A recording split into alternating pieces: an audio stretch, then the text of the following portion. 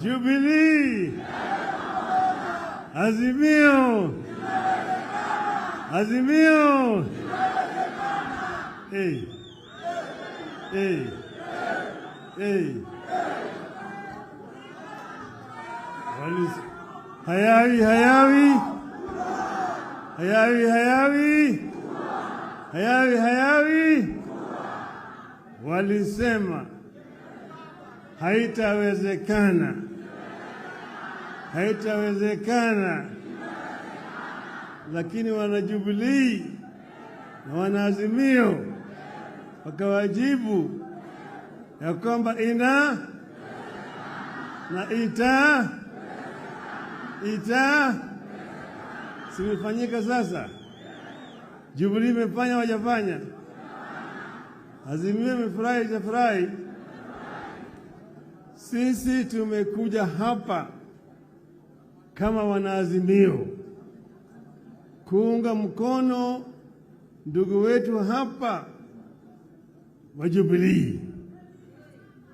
Nataka kutoa shukrani sana kwa ndugu yangu Uhuru Muigai Kenyatta kwa kusimama imara na kuhepa vitisho vyote na kusema ya kwamba Jubilee itafanya mkutano siku ya leo.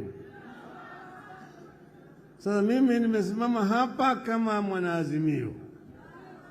Nataka kuongea sasa kwa niaba ya Azimio yote. Kuna maneno ambayo mimi nataka kuongea na wale wengine huko. Nitaongea kwanza kwa Kimombo ili wasikie vizuri. Baadaye nitafanya Kiswahili kidogo. On behalf of Azimio, I am honored to join you at this special National Delegates Convention of Jubilee Party, which also serves to kick off the rejuvenation of all Azimio parties. As a coalition, we recognize that we are only as strong as our constituent parties. A strong Jubilee is therefore a strong Azimio. Two, let me take this early opportunity to thank members of Jubilee Party for the passion with which they embraced my campaign and the votes they cast for me as presidential candidate in the face of monumental fraud and lies. I don't take it for granted that millions of voters woke up at dawn in Mount Kenya and other parts of the country, lined up for hours and trusted me with their future by voting for me. I urge you not to give up on that dream of a regime governed by empathy for citizens, honesty, and accountability, as opposed to the lies Kenya Kwanza sold and continued to sell. The Jubilee Party carries a special significance to us in Azimio precisely because of attacks it has endured and efforts of the state to kill or co-opt it forcibly into Kenya Kwanza. Should Jubilee be subdued, multi-party democracy will be under serious threat in our country. Accountability will be severely compromised. Uncouth manners and barbaric politics will be cemented in huge sections of our land where leaders with such credentials want to hold sway. The end game is for Kenya Kwanza in its scheme against Jubilee is to give itself a supermajority in Parliament that will enable it to amend the Constitution towards its desired goals, including possible removal of presidential term limits. In this, the regime is working on a well-trodden path. Kenya Kwanza is working on an arrangement similar to that of 1964 that saw KADU walk across the aisle and join KANU without its members of parliament having to seek fresh bandit. Kenya Kwanza wants to ensure Jubilee as a party does not continue to exist on this side of the aisle. They want Jubilee dead in the same way KADU did, after which Kenya Kwanza will try to enact the train of events that saw Kenya become a de facto one-party state from 1969 before being made a de jure one-party state one afternoon in 1982. Kenyans need to appreciate that the desire to kill alternative forms of political organization is the initial step on the path to a full-blown dictatorship. Next will be a freeze in the people's participation and representation in political affairs of the nation. Next, the rate of participation in critical national activities like voting will diminish. By 1983, as we entered the peak of years of a single-party dictatorship in Kenya, voter turnout stood at a mere 30%. It is therefore upon us, the parties and those who have this hindsight of history, to ensure that what happened once does not happen twice. While those in government may think they will be insulated should the regime succeed in destroying multi-party systems, history tells us that as soon as the regime in power succeeds in killing opposition, it will turn inwards and kill debate and dissent within its own ranks. The governing party will become a tool of the office of the president to manage opposition from within and without. When that happens, only one voice will matter, that of the president. Even those politicians who now think they wield power in the government party will not know where they lost the plot. The people trying to kill or take over Jubilee and hand it over to Kenya Kwanza may not be fully aware of the complex schemes being plotted by their sponsors.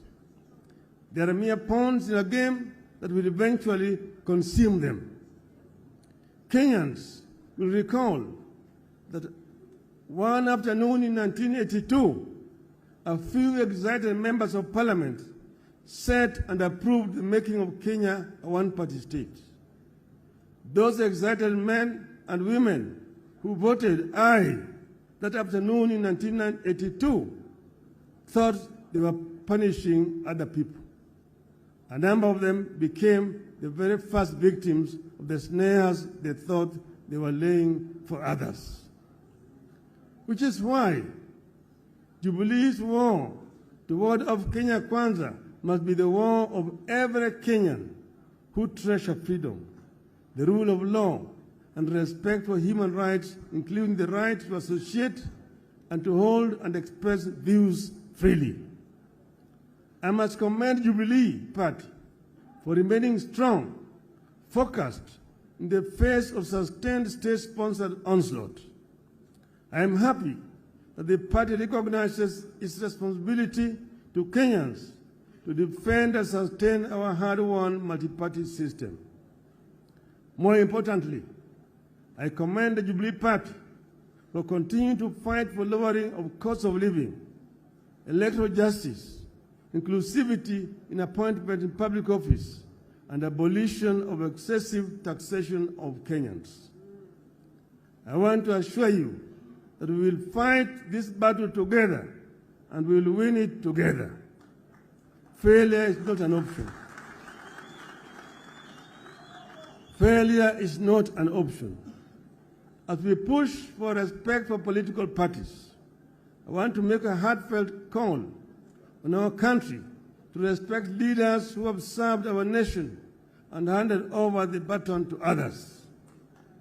In the recent months, you have seen very uncouth, very primitive, and unwarranted attacks on the person and property of His Excellency Uhuru Kenyatta and his family, including the founding president, Mr. Jomo Kenyatta.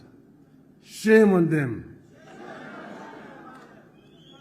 Nothing could be more uncouth than what we have witnessed in this regard, especially when it comes from men and women who call themselves leaders, who expect to be respected once they retire, unless they plan to die in office.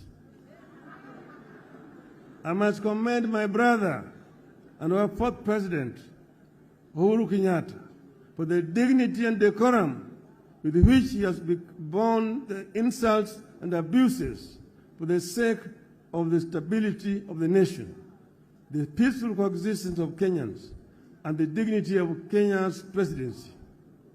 I personally thank Uhuru for choosing to fly high when they have hit an extreme low. I call for respect of retired leaders, not because Uhuru is with us in Azimio. I say it because it is what I believe in. It is what civilized people should do and believe. It is what happens in civilized nations. Kenyans will recall that when NAC took power in 2002 and excited cabinet ministers bayed for the blood of the then retired President Daniel Arap Moi, I said no. I said no to the intended frustration of a man who had held various leadership positions right from before independence, ending up as our president for 24 years. As I said when we launched Azimio in Nakuru on 16th of August 2021, we must cleanse this land of the spirit of anger and bitterness, revenge and entitlement that the presidency continues to ooze. We must also build electoral systems that are resilient, transparent, accountable, and respect the wishes of the voters as expressed at the ballot. We believe that when leaders and governments lack popular support, as is presently the case, accountability, empathy, democracy, and good governance cannot be expected, and the nation cannot move forward. This is the tragedy that afflicts this country today. It is the reason enough for that well-known primitive voice in Kenya Kwanza to stop losing sleep over an imaginary handshake. Kenya Kwanza is too shady to be embraced.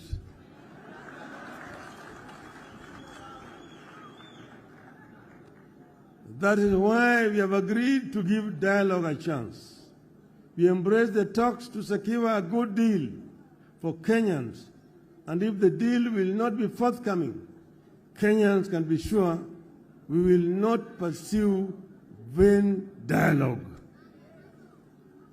Those who want to take over Jubilee are the same ones who live in the mortal fear over their positions and political future. They are the ones living in the nightmare of a handshake nobody is interested in. They want to destroy Jubilee not because it is weak, but because they recognize Jubilee is a force now and could be an even bigger force and a threat in the years ahead. I urge you to stay focused in creating an atmosphere that will allow the country to take a critical look at traditions and institutions with a view to creating an atmosphere for constitutionalism to take off and thrive. I therefore encourage you to implement the resolutions of this convention with the confidence that the full force of Azimio la Umoja is covering your back. God bless Jubilee Party. God bless Azimio. God bless Kenya.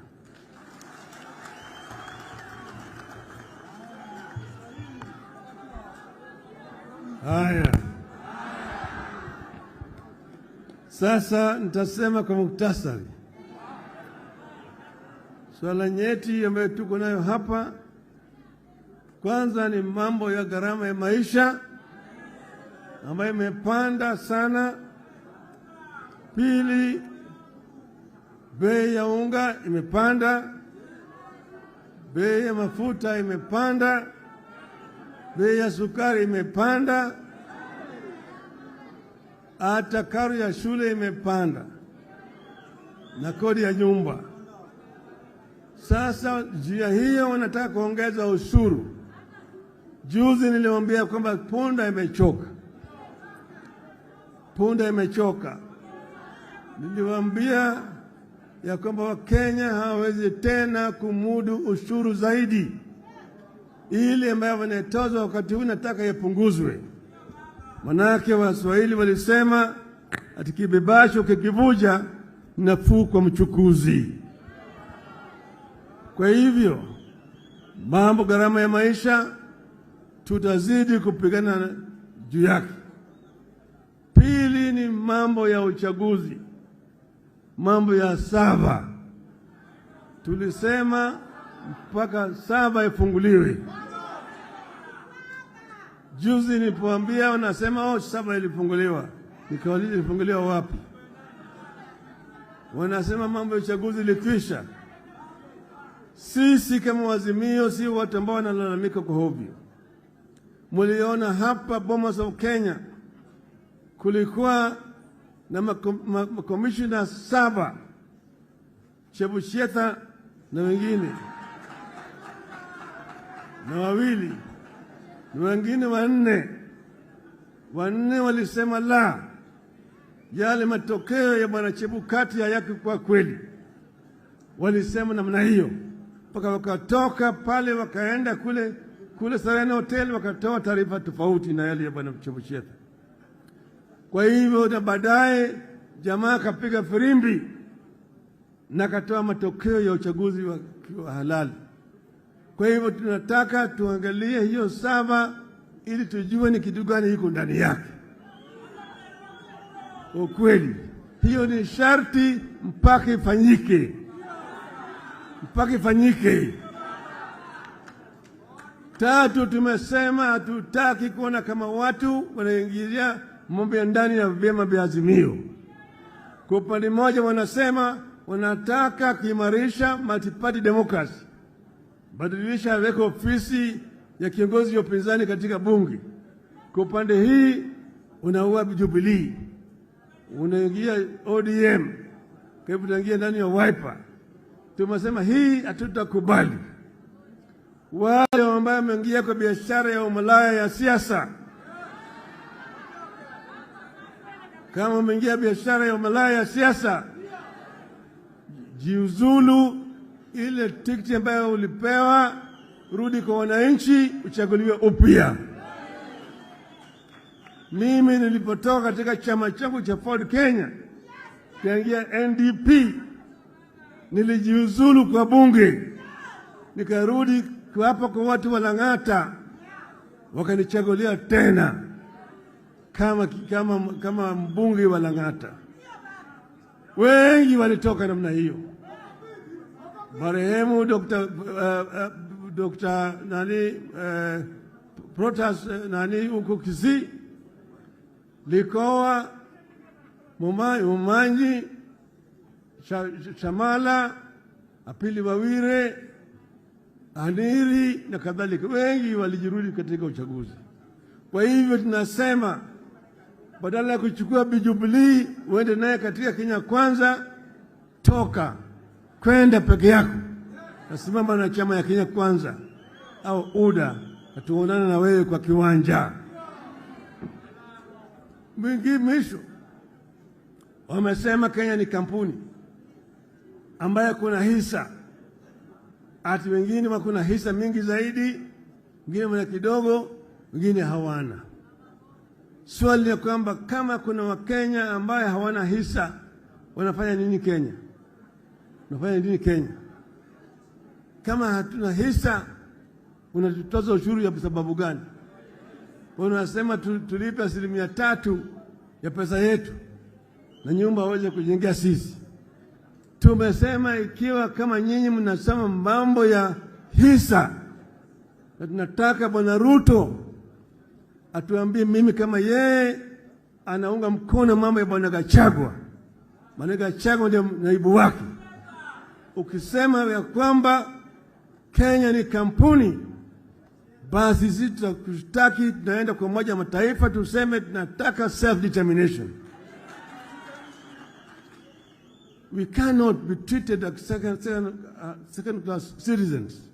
That only those who voted for Kenya Kwanza are entitled to employment and entitled to services by this government. If that is the case, then the rest of Kenyans will ask for self-determination. Tumesema hao watu wamedhulumu Kenya zaidi. Kila siku wako kwenye runinga wanapiga kelele, wanabweka kwa Kenya. Sisi kama Wakenya hatuwezi kutishwa. Kwa hivyo kama nyinyi mnataka mazungumzo, tulisema mwezi moja. Sasa imebaki siku 14. Siku 14 imebaki.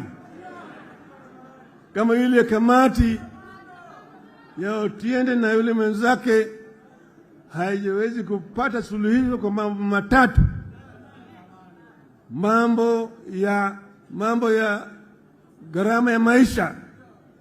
Pili, mambo ya saba. Na tatu ni mambo ya vyama ziwe huru. Tutarudi uwanjani. Na uwanjani sisi hatuwezi kutishwa. Tutasimama imara. Mko tayari?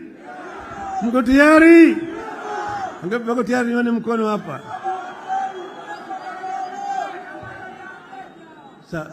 Hawa walisema wao ni watu wa hasla. Sasa lugha ya hasla sasa imepotea. Hawataji mambo ya hasla tena hata kidogo. Wanaongea juu ya wadosi peke yake.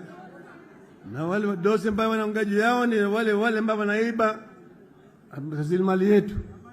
Maana kashfa kila siku mambo hii ya ati neti ya umbu pale.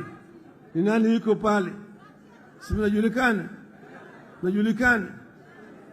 Bwana Richieta na watoto wake. Watu wanajulikana. Mambo ya sukari.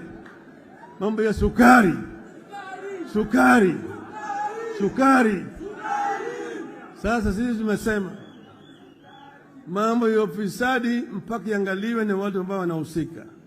Lakini wezi hawezi kwenda kushika wezi wengine. Mambo ya Shakahola.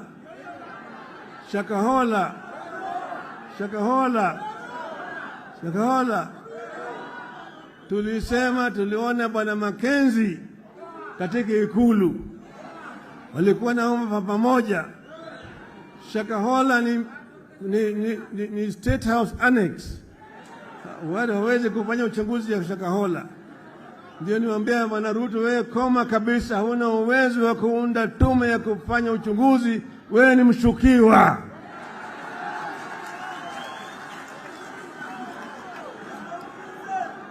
Na Bwana Gachagua ni mshukiwa na matu. Hao wote hawezi kufanya uchunguzi. Mimi nilienda Shakahola nikazuiliwa kuingia pale. Kwa sababu gani? Manake wanajua mimi nitaona ukweli huko. Sivyo? Kwa hiyo sisi tunasema Wakenya sasa wamechoka. Miezi 8 peke yake imetosha. Punda imechoka. Tunataka mabadiliko. Si mnataka mabadiliko? Wangapi wanataka mabadiliko? Nione mkono hapa. Jubilee.